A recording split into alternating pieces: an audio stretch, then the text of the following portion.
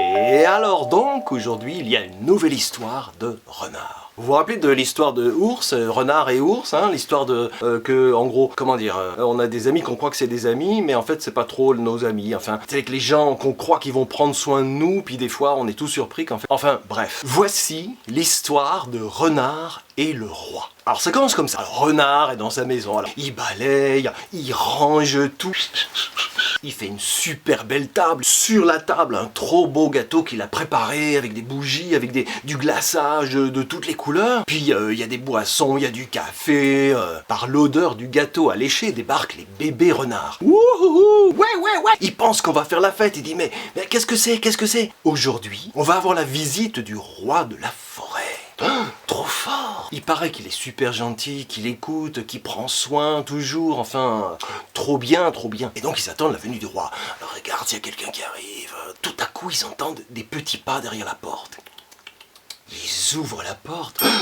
Oh bah dis donc, c'est pas le roi, c'est une belette vieille et toute fatiguée. Ah, ben ça, quelle surprise, dit Renard. Mais non, mais entre donc, veux-tu un petit peu de gâteau? Alors la belette, elle est contente, elle rentre évidemment. Oh ben merci beaucoup. Elle mange le gâteau, elle prend des boissons, etc. Puis après ça, elle repart. Alors elle repart en laissant des traces de pâte toutes sales sur le parquet, et puis en ayant mangé 3 parts de gâteau quand même. 3 parts de gâteau quand même.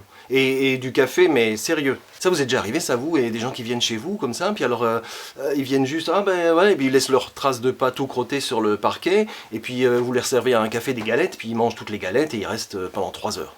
Hein?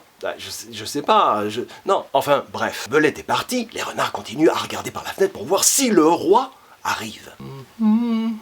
Soudain ils entendent des brindilles qui craquent derrière la porte, et quelqu'un toque à la porte à nouveau. Peut-être que c'est le roi. Ils ouvrent la porte. Ah! Oh! C'est pas le roi, c'est un blaireau. C'est un blaireau qui a été ébloui par le soleil. Vous dites là, je suis tout ébloui par le soleil. Je peux pas m'asseoir quelques minutes là pour me reposer un petit peu? Mais bien sûr. Rentre donc. Regarde, il y a du gâteau et des boissons. Alors blaireau s'assied, commence à discuter, machin, à manger du gâteau, à manger. Et après un long moment, blaireau s'en va. Il se lève. Ah ben, merci beaucoup. J'étais tout bizarre et tout. Puis maintenant, je me sens vraiment mieux là d'un coup. Il s'en va, la porte se referme. Et Renard constate que blaireau est parti. Alors, il a mangé 6 parts de gâteau. 6 parts de gâteau, il a pris des boissons, il a vidé tous les sodas qui étaient là sur la table. 6 parts de gâteau. Non mais quand même, 6 parts de gâteau. Il a mangé 6 parts de gâteau, il reste quasi plus rien. Il a fait des miettes partout. Il est resté quasi tout l'après-midi là à manger du gâteau. Non mais il y a des gens, des fois, je sais pas, on a envie de dire, c'est un peu exagéré. Ça vous est déjà arrivé, des gens qui vous dit, ouais non mais ça c'est un peu exagéré. Et il a pris le chapeau. Il est parti avec mon chapeau. Et il a laissé tout le bazar. Enfin bref, bon, ils attendent, mais finalement, il va faire bientôt noir. Ils continuent quand même à s'attendre, si jamais le roi peut venir à n'importe quel moment. Je ne suis pas sûr qu'il viendra encore, dit Renard, mais enfin, attendons-le, si jamais. Tout à coup, au loin, sur la ligne d'horizon, ils voient dégringoler le lièvre. Le lièvre dégringole du talus et arrive droit sur la maison. Ouvrez-moi la porte! Ouvre la porte. Lièvre, qu'est-ce qui se passe, dit Renard. Écoute, je reviens de chez Topinette, elle est super mal, elle est dans son lit, elle a la fièvre, elle est vraiment pas bien du tout. Peut-être ce serait bien de faire quelque chose pour elle. Renard discute avec le renardeau, ils se disent mais qu'est-ce qu'on pourrait faire pour elle? Je sais pas, à mon avis, écoutez les enfants, à mon avis, le roi il viendra peut-être plus ce soir.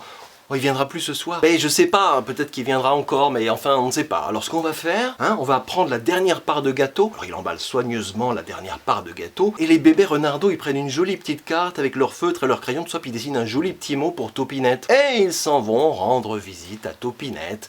Et ils restent près de Topinette toute la soirée. Ils discutent un peu avec elle, qui est dans son lit, toute mal en effet. Puis ils la rassurent, ils lui disent voilà des choses avec tendresse. Ils lui parlent, ils l'écoutent, ils lui tiennent la main. Ils lisent la petite carte que les renards avaient préparée. Et enfin, tout bien quoi. Et ensuite, ils repartent chez eux. Les bébés renardeaux sont hyper fatigués, tout ça, puis ils rentrent dans la forêt tranquillement, mais crevés quoi, crevés. Et ils approchent de leur maison, et de loin, mais qu'est-ce qu'ils voient? Il y a quelqu'un devant la porte.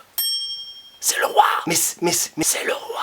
Et ouais, devant la porte, c'est le roi qui les attend. Il est là, il les attend devant la porte. Alors ils arrivent et tout, Renard est hyper gêné, il se dit, oh mais, écoute roi, je suis hyper désolé, je veux dire c'est le bazar, il y a des miettes de glaçage partout, on t'avait fait un super beau gâteau, je t'assure, on t'attendait depuis. La gêne. Renard est embarqué dans une danse des excuses. Et là, roi lui dit, Renard, écoute-moi bien, j'ai vu tout ce que t'avais fait pendant la journée, j'ai croisé Belette dans la forêt, j'ai vu qu'elle était fatiguée, qu'elle allait beaucoup mieux maintenant. J'ai aussi croisé Blaireau, il m'a dit que tu lui avais offert son plus beau chapeau, que tu lui avais offert tout plein de gâteaux, qu'il avait été super bien accueilli chez toi. Et Topinette, je suis passé chez elle en venant, je sais qu'elle va mieux, elle me l'a dit, elle s'était sentie super bien d'avoir ta visite. Du coup, tu sais quoi, Renard? Chaque fois que tu as fait chacune de ces petites choses dans la journée, c'est à moi que tu l'as fait. Tu m'as fait tellement de bien à moi aujourd'hui. Et d'ailleurs, j'ai pour toi, Renard, une super surprise. Tadam! Bon, je vais pas vous dire c'est quoi la surprise, je vais pas gâcher le truc, mais il y a une belle surprise que le roi fait à Renard. Et ça nous est tous arrivé ça, hein, les gens qui viennent chez toi, tu les accueilles et tout, puis purée, mais ils prennent tout, ils mangent tout, ils vident tes placards, ils prennent tes chaussettes, ils prennent ton vélo. Et à la fin, on se dit, attends. Pas perdre de vue le truc là, que roi rappelle à Renard. Tout ce que tu fais de bien de tout petit chaque jour aux autres, c'est à moi que tu le fais. Ça vous dit plus ou moins quelque chose, hein? C'est à moi que tu le fais, tout ça, ça vous dit quelque chose?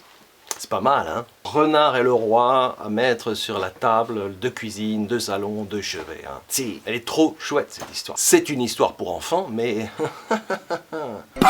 Attention, la Bible peut faire gravement du bien à la santé. Ne jamais la tenir hors de portée des enfants.